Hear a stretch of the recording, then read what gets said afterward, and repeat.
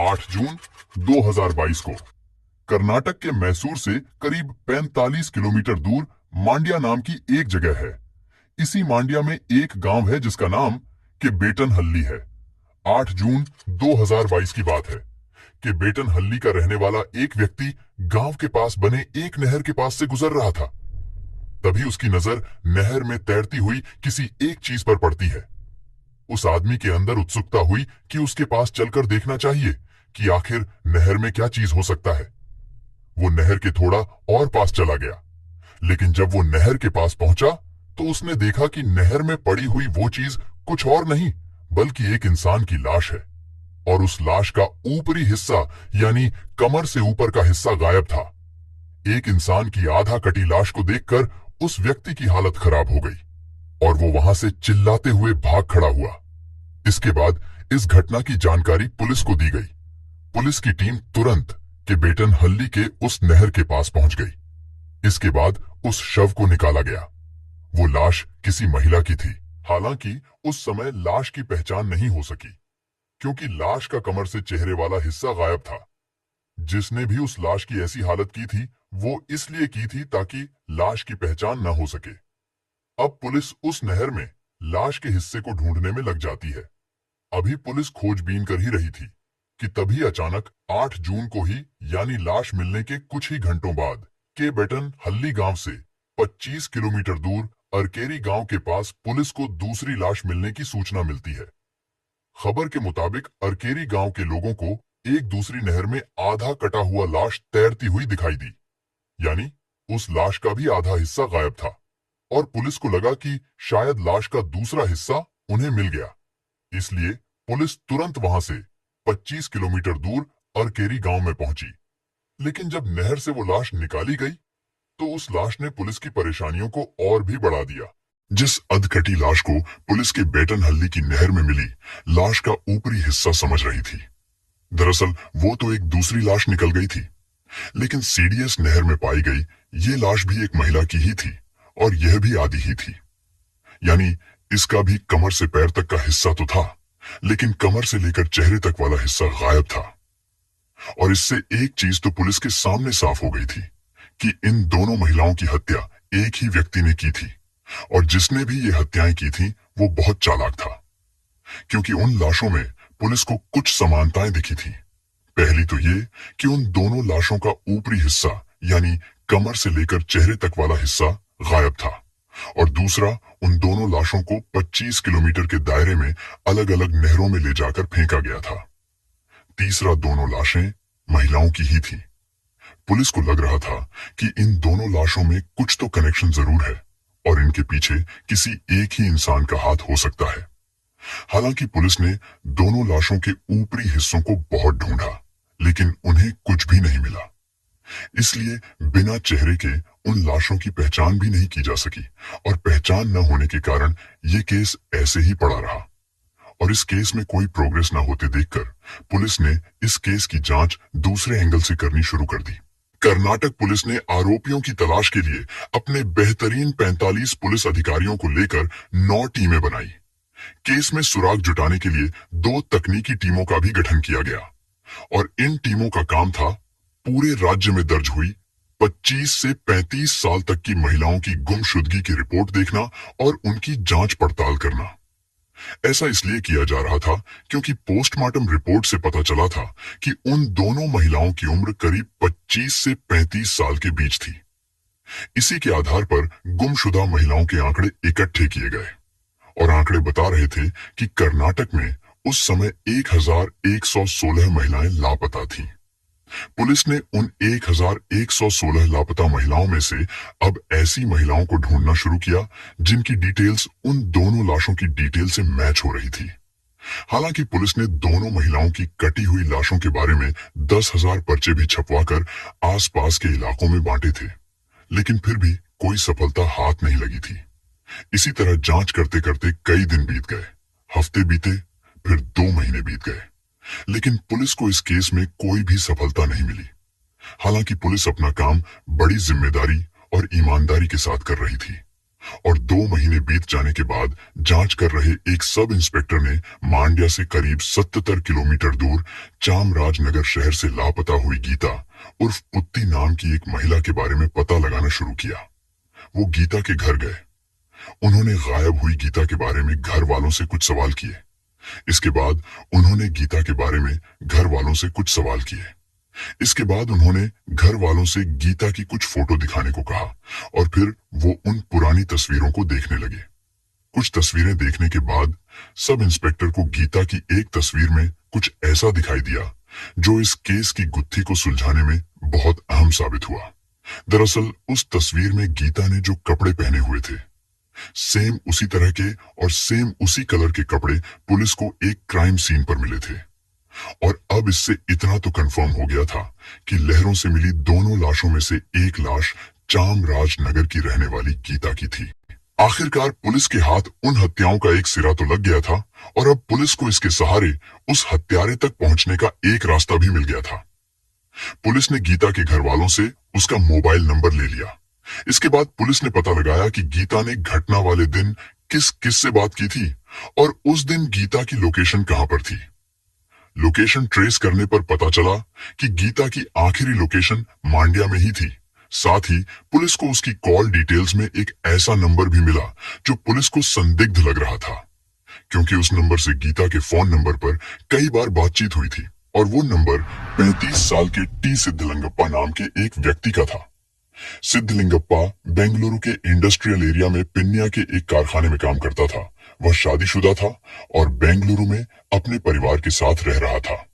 Police ने पूछताछ के लिए सिद्धलिंगप्पा को उसके घर से अरेस्ट कर लिया और जब सिद्धलिंगप्पा से गीता के बारे में पूछा गया तो उसने गीता को पहचानने से साफ इनकार कर दिया।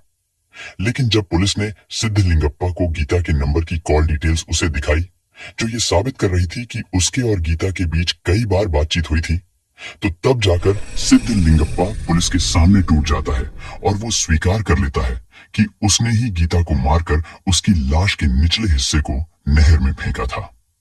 और पुलिस ने जब उससे इसकी वजह पूछी तो सिद्धलिंगप्पा ने पुलिस को एक ऐसी कहानी सुनाई जिसे सुनकर पुलिस भी कांप गई।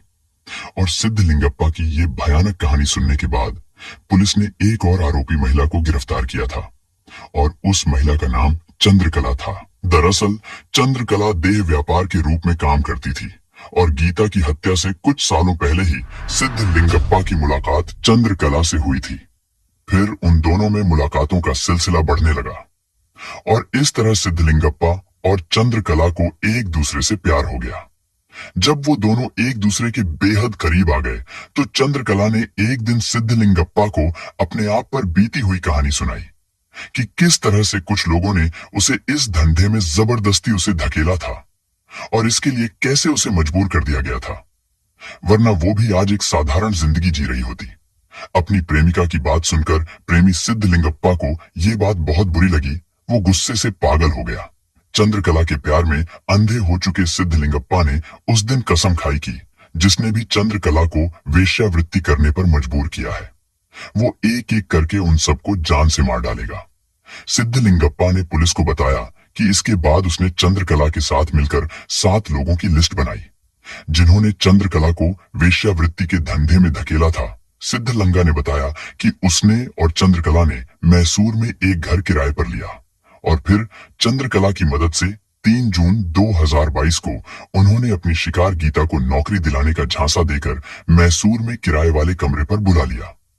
क्योंकि गीता चंद्रकला को पहले से जानती थी, इसलिए वो सिद्धलिंगप्पा और चंद्रकला के झांसे में आ गई। गीता के कमरे पर आ जाने के बाद मौका देखकर अचानक सिद्धलिंगप्पा ने गीता का गला घोंट दिया। गीता की सांसें रुक जाने के बाद उन्होंने गीता की लाश को कमर से 2 हिस्सों में बांट दिया ताकि लाश के दोनों हिस्सों को एक एक करके आसानी से बाइक पर रखकर ठिकाने लगाया जा सके। उन दोनों ने ठीक वैसा ही किया। सिद्धलिंगप्पा ने बाइक चलाई और चंद्रकला बोरे में भरे लाश के एक हिस्से को बाइक पर पीछे रखकर बैठ गई और फिर वो दोनों लाश के पहले हिस्से को ठिकाने लगाने के लिए निकल गए। इसके बाद उन दोनों ने लाश के दूसरे हिस्से को भी इसी तरह बाइक से ले जाकर कहीं और ठिकाने लगा दिया। सिद्धलिंगप्पा और चंद्रकला ने गीता को मारने के बाद उसके गहने और पैसे भी लूट लिए थे। इसके बाद पुलिस ने दूसरी नहर में मिली अधकटी लाश के बारे में जब उससे पूछा, तो तब सिद्धलिंगप्पा ने बताया कि वो लाश भी उसी ने फेंकी थी। उसने बताया कि वो लाश पार्वती नाम की एक महिला की थी और उसका नाम भी उसकी लिस्ट में था। और 30 मई 2022 को चंद्रकला और सिद्धलिंगप्पा ने गीता की तरह ही पार्वती को भी नौकरी का झांसा देकर मैसूर बुलाया था और उसका गला घोंट कर उसे भी मार दिया था। फिर उसके भी 2 टुकड़े किए गए और उसे भी बाइक से ले जाकर अलग अलग जगहों पर ठिकाने लगा दिया। और फिर आगे चलकर 8 जून 2022 को पार्वती और गीता की लाशों के निचले हिस्से बेबी लेक नहर और सीडीएस नहर में मिले थे। गीता की गुमशुदगी की जांच की वजह से ही दोनों नहरों की लाशों की पहेली सुलझ पाई थी। इसके बाद पुलिस ने इस केस को लेकर सिद्धलिंगप्पा पर सख्ती दिखानी शुरू की और उसे कड़ाई से पूछताछ की जाने लगी। जब पुलिस उसकी लिस्ट के नामों के बारे में पूछने लगी तो सिद्धलिंगप्पा ने पुलिस को एक बार फिर से हैरान कर दिया। उसने बताया कि उसने पार्वती और गीता से पहले भी एक और महिला का कत्ल किया था और वो महिला भी उसकी लिस्ट में शामिल थी। उस महिला का नाम कुमुदा थी। सिद्धलिंगप्पा ने उसे मई 2022 को बेंगलोर में मार दिया था। फिर उसके भी टुकड़े करके उसे भी अलग अलग जगहों पर फेंक दिया था। कुमुदा सिद्धलिंगप्पा की पहली शिकार थी। फिर 30 मई को पार्वती उसकी दूसरी शिकार बनी और 3 जून को गीता उसकी तीसरी शिकार बनी।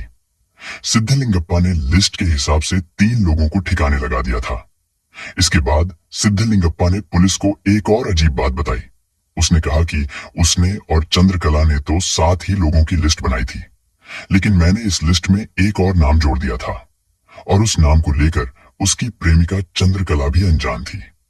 पुलिस ने जब उससे पूछा कि वो नाम किसका था जिसके बारे में उसकी प्रेमिका चंद्रकला भी नहीं जानती थी, सिद्धलिंगप्पा ने बताया कि वो नाम उसकी प्रेमिका चंद्रकला का ही था और उसका अगला शिकार चंद्रकला ही थी।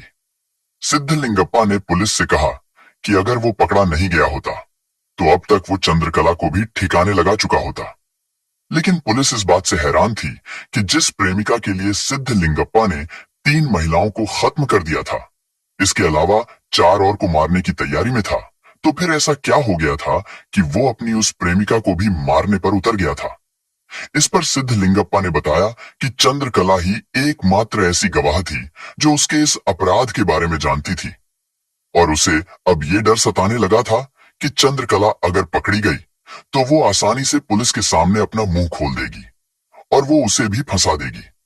इसी वजह से उसने चंद्रकला को भी मारने का मन बना लिया था और पुलिस ने भी इस केस में बहुत अच्छा काम किया था, क्योंकि अगर सिद्धलिंगप्पा सही समय पर पकड़ा नहीं गया होता तो वो चंद्रकला के साथ साथ और भी 4 लोगों को मार चुका होता। पुलिस ने बहुत मेहनत और बेहतरीन तफ्तीश की वजह से एक ऐसे सीरियल किलर को पकड़ा था जो 5 लोगों की जान लेने वाला था और जिस टीम ने इस मामले की जांच की थी उसे 1 लाख रुपए का नकद इनाम भी दिया गया था। हालांकि इस केस में पुलिस की जांच आगे भी चलती रही और लाशों के ऊपर के हिस्सों की खोजबीन भी जारी रही, लेकिन तब तक चंद्रकला और उसके आशिक सिद्धलिंगप्पा को इस घिनौने जुर्म के कारण जेल भेज दिया गया था।